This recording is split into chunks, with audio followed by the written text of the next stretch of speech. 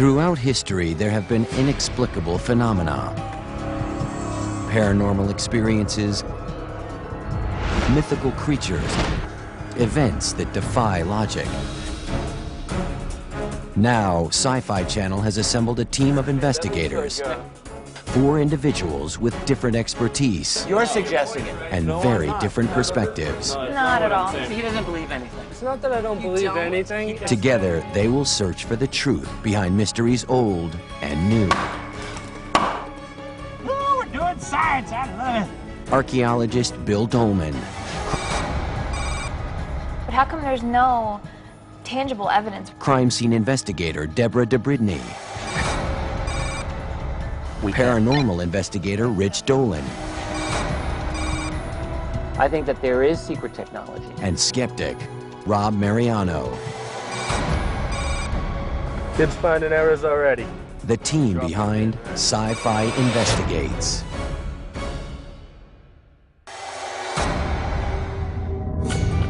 Tonight, the team travels to the city that never sleeps in search of evidence of life after death. David Belasco, are you here? In places few dare to enter, they search for restless souls. What the hell's going on here? Using the latest technology, they attempt to communicate with the other side. When the investigators simulate the afterlife experience firsthand, what will they find? As their quest for proof intensifies, their journey to the beyond gets personal. Oh my God.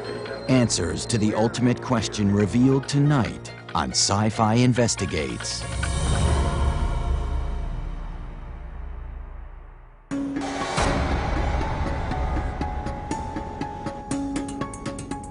I was in New York City during 9/11.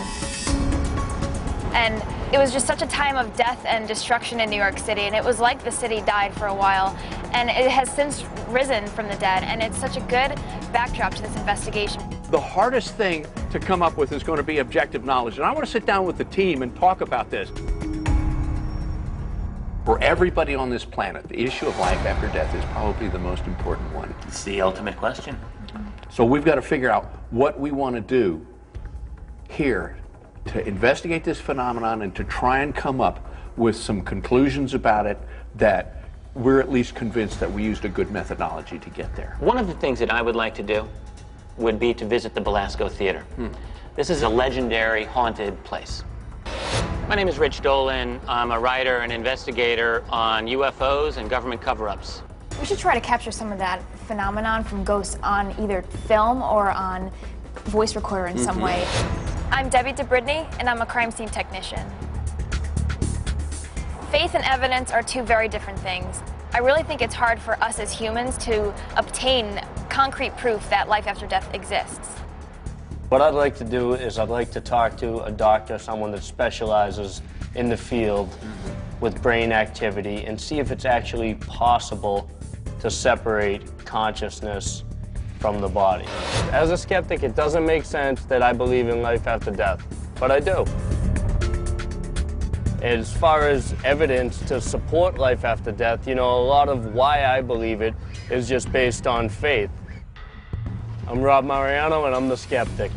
Every culture in the world, with no exceptions as far as I as an anthropologist know, has a concept of life after death. My name is Bill Dolman, and I'm an archaeologist and an anthropologist. After meeting as a team, we decided that for this mission, we're going to test some of the established techniques for finding signs of the afterlife, like spirit photography and electronic voice phenomena.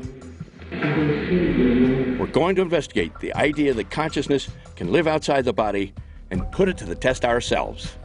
And we're also going to go on a ghost hunting expedition.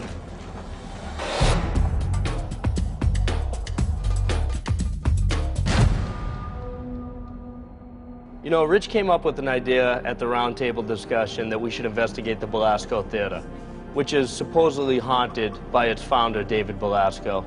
We managed to get permission to do the first ever paranormal investigation there, which was really a coup. So that was our first stop. Hit the lights. Oh my Wow, that's God. really nice. How you doing? Before we got to work, a Broadway historian by the name of John Kenrick talked to us. This theater's history centers around one man, which is very unusual in any American theater. This man, David Belasco.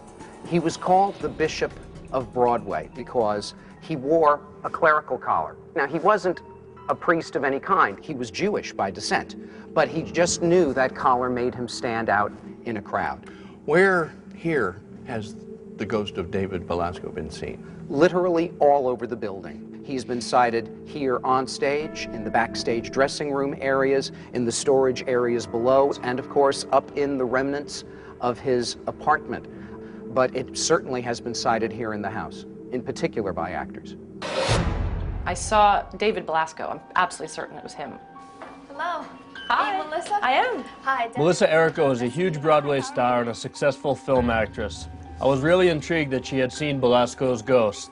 It was out here in the hallway, is where I sort of would prepare for a lot of scenes, and I turned around and I saw a man from the back walk into that mirror with a black coat. This mirror? That mirror.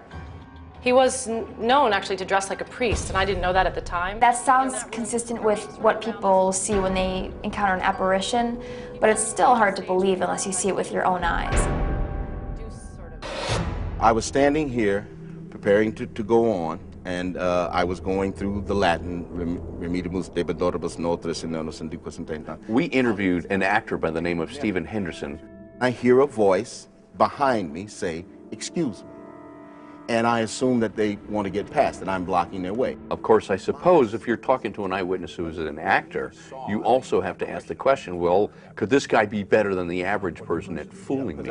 At that moment, It looked like a person to you at that point. It was not your typical ghostly, ephemeral-looking thing that you could partly see through. This was a three-dimensional person with shadows that made sense. And because we were in the dark here, the main thing I saw was the black suit, the clerical type collar, and salt and pepper hair.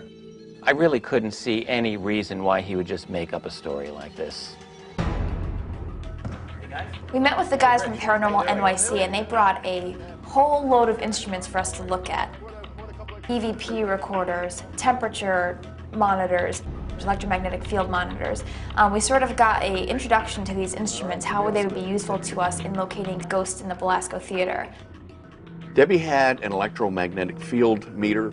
I had a thermocouple thermometer, just a highly sensitive thermometer with a digital readout. Debbie and Bill fanned out into the main part of the theater, while Rob and I went upstairs to David Belasco's former apartment. That has been deserted for decades, and it's very eerie. Hey guys, this is going to be nice and creepy. I kind of got stuck with the dowsing rods because Rob didn't want to use them. I grabbed the thermal camera because I figured if there was any piece of equipment out there that would show an accurate reading, this would do it. What exactly am I looking for over here? You're going to look for any kind of light anomaly. You're looking for heat or cold spots. If you can detect temperature changes, you might argue, in theory, that's a sign of something unusual, something in the spiritual realm. What's my temperature? Can you read it? Oh yeah, you're hot, man. Oh, look at, we can see ourselves in the mirror. That's kind of weird. How does that happen? All right, I'm going on into this little creepy room. David Belasco, are you here? Any other people who are inhabiting this area, if you're here, let us know. Come on, David.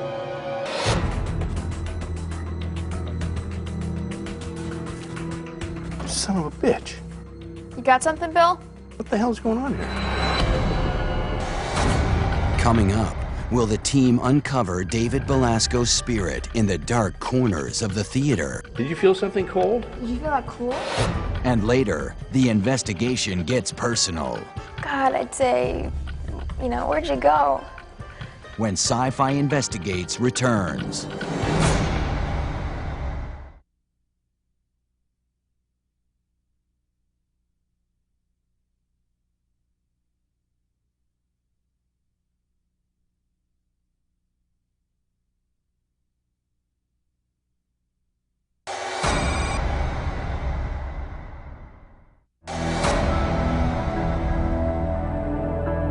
This is reportedly one of the most haunted places in all of New York City.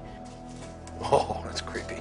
It's very well known for one particular ghost, that of David Belasco, the founder of the theater.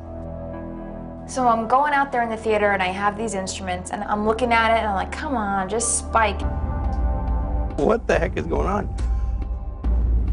Right here, it went like down to 61. When Bill called me over, he actually had a severe drop in temperature on his thermometer that he was holding. Up on the mezzanine, twice, I got wildly fluctuating readings on the thermometer. It just like dipped here. I mean, it went down to 61 at one point. It just suddenly went haywire up here. That's the only way I could describe it. Damn, it's doing something. Look, I'm getting creeped out here, Debbie. I had no idea what was causing the drop in temperature on my thermometer. The only explanation I could think of was that maybe there was an air conditioner vent that was pointed in our direction. So we decided to do a test. There's not even any air flowing through this. No, it's completely off. So we ruled out this. So we have an unexplained temperature change with no EMF readings, though.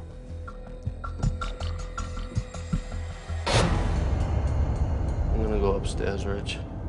Okay. It's getting warmer up here. Don't they say heat rises? Belasco has been seen throughout this theater. Kind of fits. This is his creation. He probably knew every square foot of this theater like the back of his hand. David Belasco, are you here? I had a little dowsing moment where up on a kind of a catwalk, the dowsing rods came apart. The theory behind dowsing is that when you walk past a spot where there's some kind of paranormal activity, the copper rods will react. Let me move forward again. I'm keeping pretty steady here. Yeah. I'm even closing my eyes, sort of, a little bit. When I was walking across this plank, I actually did. It seemed like that they were moving on me, and I was really trying not to have them move. I'm getting consistent results here, but...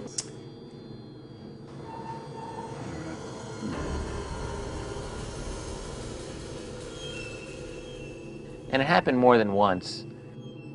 Whether it was just an actual, authentic indication where you found something or where your hand was just moving in a way that you couldn't detect, I can't know. Oh, Mr. Belasco. Bill wasn't too keen on going down to the basement, so I had to be the brave one. I finally convinced him to go down there, and it was creepy. Here it goes, 66, 63, 56, 67, 49, 44, 52, 54, 49. In a doorway into sort of a side of the basement, it went crazy again. 47, 44, 48, 46, 68, 75, 76, and it's stable. Did you feel something cold? Did you feel that cool? I think I did, but this thing supposedly doesn't lie, right? Well, clearly something weird is going on down here. Yeah, okay. Let's get out of here. Let's go.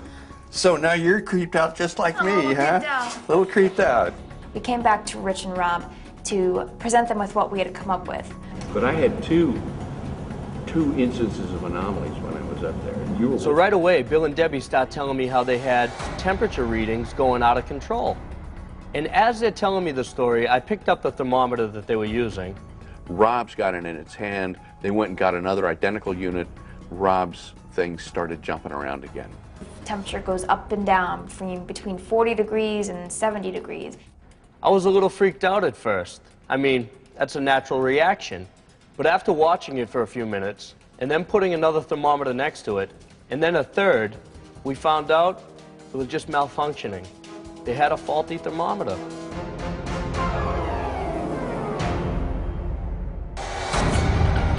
Next, the team simulates a near-death experience, looking for clues. I know what it's like to be stuck in a coffin. And later, is there a visitor from beyond popping up in these snapshots? Real quick, here we go. I tell you, I've never seen anything like it, and I have no idea how to explain it.